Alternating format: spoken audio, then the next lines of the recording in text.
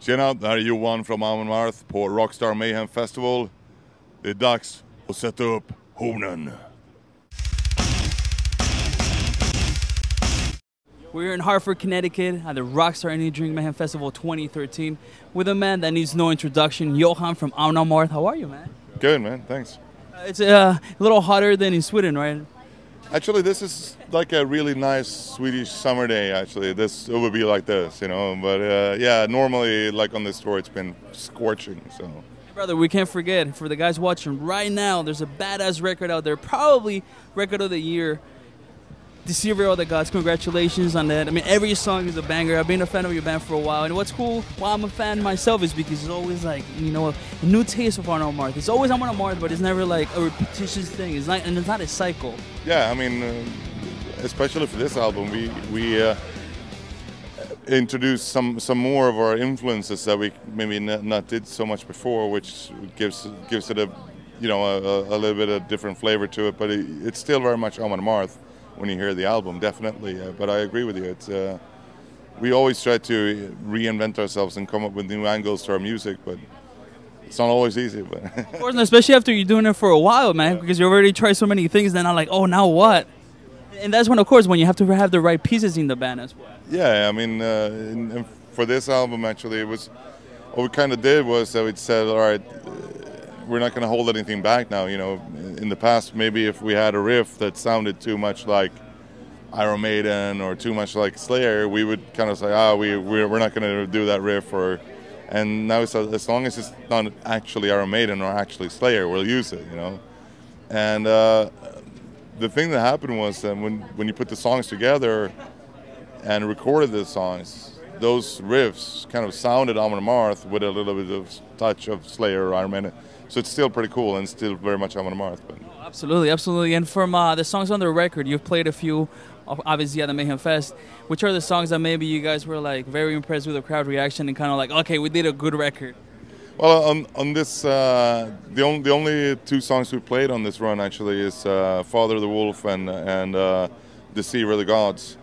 Father of the Wolf we only played at an off show actually. So, but Deceiver Of The Gods definitely has a good reaction, and you can tell that a lot of people who are new to Amon Amarth, that's the song they've heard, you know, because when we introduce that song, the reaction immediately steps up a notch.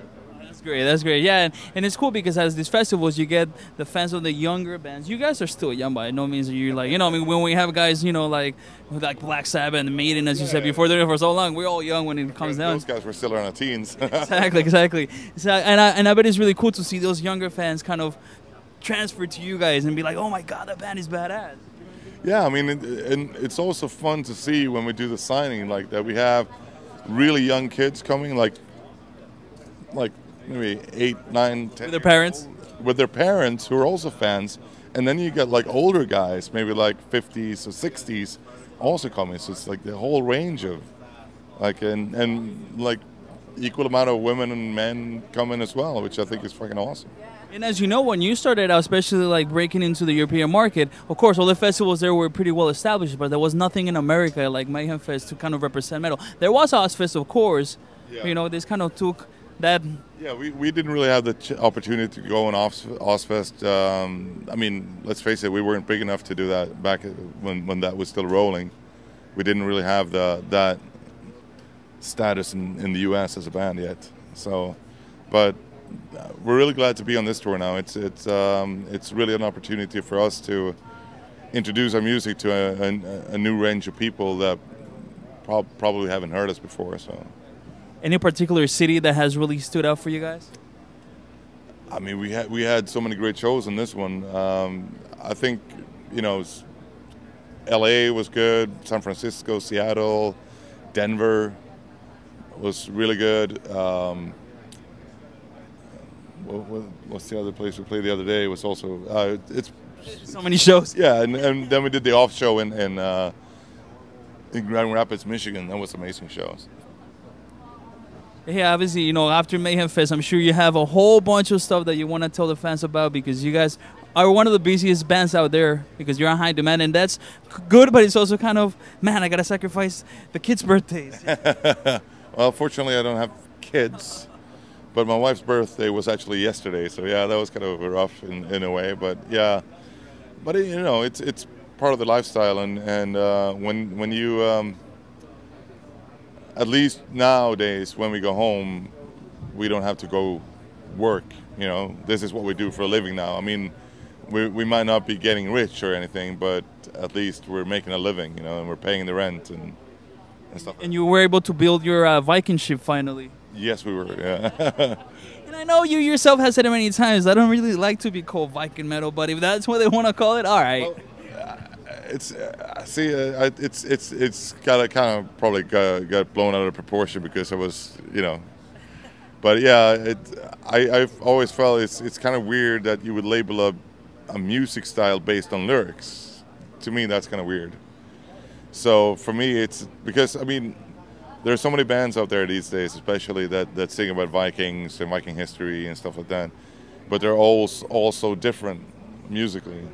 So to say that they're all Viking metal is just, it's like saying that glam metal would be like goth metal, and like to say that Misfits and Motley Crue, they're both glam metal because they wear makeup. You know, it's kind of a weird thing, you know. So I never really liked that lumping bands together just based on lyrics. I think that's kind of weird. It's not that I go like, fuck that, you know, I don't care about that much, but I think it's weird. You guys obviously went against the grain, and it wasn't paying off at the beginning, but then once it paid off, once you found kind of your own route of how you were doing things, it worked out. But I know you did 2 different demos to try to break in, and then suddenly, okay, finally things happened. Yeah. That's when the hard work began. Well, I mean, we never took the easy road, that's for sure. I mean, it started like when we did the demos. The first demo we scrapped completely because we thought it sucked. The second demo we were happy with, but we said we're not going to send this to any label. If they want it, they have to contact us. And there was a small label from Singapore. Actually, there was a couple of labels from Europe as well, but they were the only ones that offered us a one CD contract. We didn't want more, so we got like a mini CD contract with them, recorded it, and again didn't send it anywhere until a couple of labels got in touch with us because they got it sent to them from other people, and that's how we got hooked up with Metal Blade. But yeah, I mean, our whole career has been based on doing things our way. We don't want to. You know, obviously you make your own mistakes, and you make a lot of mistakes that probably wouldn't have happened if you would have listened to other people. But on the other hand, we make our own mistakes and we learn from them. So that's always how we roll. You know? And I think it's definitely a statement to what you guys do. The fact that you're probably the least commercial band in this bill, but you're still, you know, playing the main stage with Rob Zombie, Five Finger Death Punch, Mastodon. It's a great statement. I think that's fantastic, and I think if you look to the like just the fact that our album entered number 19 on the Billboard in the States, and I think number 3 in Germany, and you know, number 7 and 8 in Austria and Switzerland, and it's, you know, it's just crazy. You know, a band with this type of vocals, I've never heard of any band doing that. It's really crazy. So from that aspect, I think it's really cool that we're able to do what we do the way we do it, and people really enjoy it. And Johan, when was the time, maybe the tour, the record, that you kind of all had a meeting where like, there's a check that we can actually pay rent with, you know, or like, now we can actually do this as a full-time job? It didn't really happen overnight. Or it's not like that we sit down and it's like, oh shit, you know. For me, it started during Versus the World, because we were making decent money, you know, like for like maybe not as much as I was making at the job that I had at the time, but there was a bunch of layoffs at the job, and you know, I said, well, I'm gonna go for this. I'm gonna try to live off the band, basically. So that kind of was a step for me. It wasn't easy in the beginning because, you know, you had to have the cash flow coming in, you know.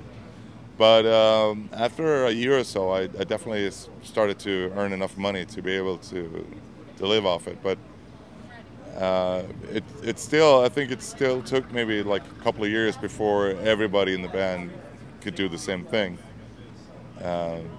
because we were in different positions, obviously, you know, with families and all that stuff. So, but yeah, it kind of gradually grew into it. But it is, as you said before, it demands a lot of sacrifices. You know, it's like you really have to keep producing and keep going on the road, basically. It's the only way, yeah. You're not selling millions of records, you know. Like we said, we talk about like glam bands before. They definitely, you know, in overnight sensation. That much records anymore, man. It's just ridiculous. But especially if you're playing this extreme music, it's pretty rough. You really need to be out there and keep touring. Hey, and from the newcomers here at Mayhem Fest, which bands have impressed you the most? You know, that you were like, holy shit. Like of the upcoming newer bands, you know, like Battlecross, Huntress, Motionless in White. Honestly, I haven't really had a chance to watch any bands because our days are fucking full of interviews. Yeah, interviews and photo shoots and signing, and so I don't know. I kind of like a little bit what Huntress does and what Battlecross are doing. You know, otherwise I mainly get to see the bands that play on the main stage. Yeah, it is definitely a full-time job. People say, hey, I want to give them my 9-to-5 job, and then they don't realize that it's all around the clock job now. It is. I mean, especially when you're on the road, there's really no time off. I mean, especially on a tour like this, because there's so much stuff that you need to do, and it's a high-profile tour, so there's always going to be like people who want to do interviews and all that stuff, and you can't just blow them off, you know, you know, because I got to go see these bands, you know. No, but also sometimes it's difficult because, like, if you have like 20 or 15 minutes to spare to go see a band, the other stages sometimes are so far away. You know, it's like I can't make it. You know, so yeah. Hey, who was the best smelling person on the tour? Sorry? Best smelling person. The best smelling person? That would be me. Thank you. No, too bad the camera doesn't have a smell sensor. Yeah. He does smell pretty good, I gotta say, man. I gotta say. And obviously, you guys love your beer, but when you're not drinking, when you're kind of getting rid of the hangover, what do you like drinking? I don't know, like, except for beer. Beer, more beer. No, I know. I drink a lot of water. What's really good actually is if you have a really bad hangover, is to drink Gatorade, isotonic water. That's good. And how about, you know, obviously you've traveled the world. You have your own wine. So you obviously... Yeah, it's a big failure, but you know. You did it. Yeah, and which beers do you like? Which ones do you... I don't know if you're a wine or beer guy. What do you like drinking? I prefer beer, actually, or whiskey. You know, Scotch, single malt Scotch is like something I really like. I always try to have a bottle on the bus, because, you know. But otherwise, right now it's a lot of microbrewery stuff, American microbrewery stuff, especially on this tour. We try to find new stuff and try out different stuff. So it's all kind of weird stuff. But I mean, we have our own beer as well, made by a microbrewery here in the States called Three Floyds, and the beer did really well, actually. So. Yeah, it's cool. I mean, because obviously there's another alley that the fans can connect with you guys. Be like, oh, that's what they drink. You know? Yeah. It's a great beer, actually. But if you like stouts or porters, that's awesome. Johan, I want to thank you so much, brother, for all the years, all the sacrifices, and again, always going against the grain. You know what I mean? When people say, "Hey, heavy metal is like fading out," you're like, "Fuck that!" You know, it's like you guys are here to prove that, you know, you can do it. Metal is not supposed to be easy, man. Yeah, only dead fish swim with the stream. Hey everyone, this is Johan from Amon Amarth out here at the Rockstar Mayhem Festival, telling you to put your fucking horns up. This is the title track. It's called Deceiver of the Gods.